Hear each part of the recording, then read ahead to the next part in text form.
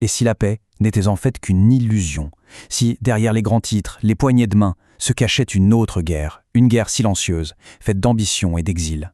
C'est ça qu'on va décrypter aujourd'hui. Allez, on va se projeter un peu, imaginez. On est début 2026. Ça y est, un cessez-le-feu a été signé en octobre 2025.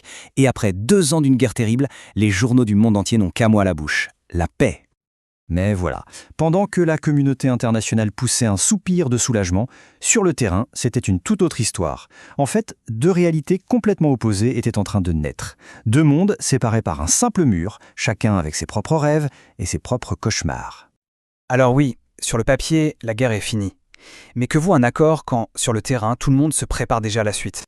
Officiellement, les armes se sont tues. C'est vrai. Mais est-ce que ça suffit pour parler de paix ? Les diplomates se sont félicités, les accords ont été signés, un soulagement planétaire. Sauf que les journalistes sur place, eux, ont très vite senti le décalage. Un décalage énorme entre les mots écrits sur un traité et la réalité du quotidien. Et c'est ça qui est au cœur de notre histoire aujourd'hui, cette juxtaposition de 2 aspirations radicalement différentes, à seulement quelques kilomètres de distance. D'un côté de ce mur, on a Hadar, une pionnière israélienne. Son rêve, bâtir une nouvelle vie à Gaza. Et de l'autre côté, Jibril, un Palestinien qui a tout perdu et qui se bat juste pour survivre. Leurs 2 histoires, qui se déroulent en parallèle, c'est ça, la réalité de cette paix. Alors, commençons par ce fameux plan des pionniers. Allons voir ce qui se passe du côté israélien pour bien comprendre ce projet. Voici Hadar, 39 ans, enceinte de 8 mois. Elle a tout quitté, sa grande maison, son confort, pour vivre dans ce petit préfabriqué de 30 mètres carrés. Son sac pour la maternité est prêt. Pourquoi ? Parce qu'elle veut que son enfant naisse à Gaza. Elle en est convaincue, l'armée israélienne sera là pour la protéger. Et les Palestiniens, en voyant les colons arriver, ils finiront par perdre espoir et partir d'eux-mêmes. Écoutez bien cette phrase. Nous pouvons établir une colonie en une nuit. C'est fou, la détermination, la préparation. Ces familles, elles vivent dans des logements temporaires, juste à côté, à Shafdarom. Et elles sont prêtes. Il suffit d'un signal, un seul camion, et hop, leur maison passe de l'autre côté de la frontière. Et derrière tout ça, il y a une organisation très puissante, le mouvement Nashallah. Leur but n'est absolument pas secret, au contraire. Ils lèvent des fonds partout dans le monde pour une chose, établir des colonies israéliennes à Gaza. La vision, c'est celle d'un grand Israël. Et pour qu'il n'y ait aucun doute, voici les mots de la dirigeante de Nashallah, Daniela Weiss. C'est direct, c'est clair. Aucun Gazaoui ne restera à Gaza. Le chapitre des Gazaouis à Gaza est terminé. Voilà. La vision est celle d'un territoire où la population actuelle n'a tout simplement plus sa place. Alors, comment est-ce qu'on justifie un tel plan ? Il y a principalement 2 arguments qui reviennent. Le premier, c'est que les Palestiniens ne seraient pas de ce pays, qu'ils auraient 21 autres pays où aller. Et le second argument, encore plus radical, c'est qu'il n'y aurait, je cite, aucun civil innocent à Gaza, que tout le monde là-bas serait lié de près ou de loin au terrorisme. Ok, maintenant on change complètement de perspective, on traverse ce mur. Et on va voir la réalité du survivant à l'intérieur de Gaza. Et vous allez voir, le contraste est saisissant. Lui, c'est Jibril Ashrami. En 2 ans, il a été déplacé 6 fois.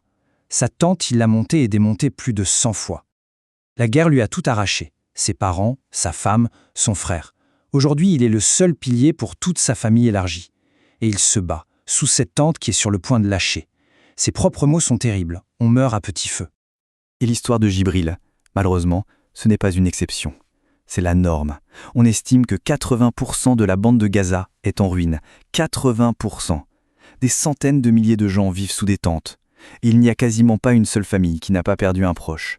L'ampleur de la catastrophe est difficile à imaginer. Dans ce chaos, dans cette destruction, le simple fait de rester devient un acte de résistance.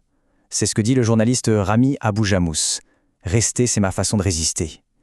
Juste avant de devoir fuir lui aussi, il a fait quelque chose de poignant. Il a filmé sa maison une dernière fois. Un adieu pour conserver en vidéo les souvenirs qu'il était obligé de laisser derrière lui. Alors comment est-ce que ces 2 mondes, ces 2 réalités qui ne peuvent pas coexister, s'intègrent dans le grand plan de paix international ? C'est là qu'on voit tout le fossé entre les belles promesses sur le papier et ce qui se passe vraiment sur le terrain. Donc ce plan de paix de 2025, il se déroulait en 3 étapes.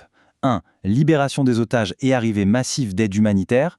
2. Démilitarisation du Hamas. Et 3. Une gouvernance internationale temporaire pour gérer la transition. Ok, restons sur la toute première phase, l'aide humanitaire. Le plan prévoyait 600 camions par jour. C'était vital pour éviter une famine qui menaçait. 600 camions. Sauf que dans les faits, à peine 200 sont autorisés à passer chaque jour. À peine un tiers. La question est donc simple. Où sont les 400 camions manquants? Où est passée toute cette aide promise? Et ce n'est pas un détail, c'est le cœur du problème. C'est ce qui fait que le plan échoue à répondre aux besoins le plus basique, nourrir les gens. Et c'est là que ça devient encore plus absurde. Le journaliste Rami, il explique très bien. Les quelques camions qui entrent, ils sont remplis de produits du secteur privé. Des sodas, du chocolat, des choses complètement inabordables pour une population qui dépend à 100% de l'aide gratuite pour ne pas mourir de faim. Donc les produits de luxe arrivent, mais pas l'aide essentielle. On peut se demander si cette stratégie, qui laisse la faim s'installer, ne sert pas à un autre objectif. Parce qu'au-delà des bâtiments détruits, il y a la guerre intérieure. La guerre a laissé des cicatrices psychologiques immenses et a forgé des mentalités qui sont devenues irréconciliables de chaque côté du mur. La scène a quelque chose de complètement surréaliste. Du côté israélien, un point de vue sur Gaza a été aménagé, comme un site touristique. Des familles viennent là, elles pique-niquent, en regardant les ruines de l'autre côté. Et pour beaucoup de gens ici, la conviction est faite. La paix est impossible avec ceux qu'ils appellent les terroristes. Et de l'autre côté, le journaliste Rami raconte ce mensonge qu'il a dû inventer pour protéger son petit garçon, Walid. Pour que son fils garde un semblant d'innocence, les bombes sont devenues des feux d'artifice qu'il fallait applaudir, et les drones qui volaient dans le ciel, c'étaient des oiseaux sympathiques à qui il fallait faire coucou de la main. Et tout ça, ça nous amène à une dernière question. Une question qui pèse très très lourd. Pour Walid et pour toute une génération d'enfants, qu'ils soient d'un côté ou de l'autre de ce mur, comment est-ce qu'on peut grandir? Comment est-ce qu'on se construit après avoir vécu une guerre pareille?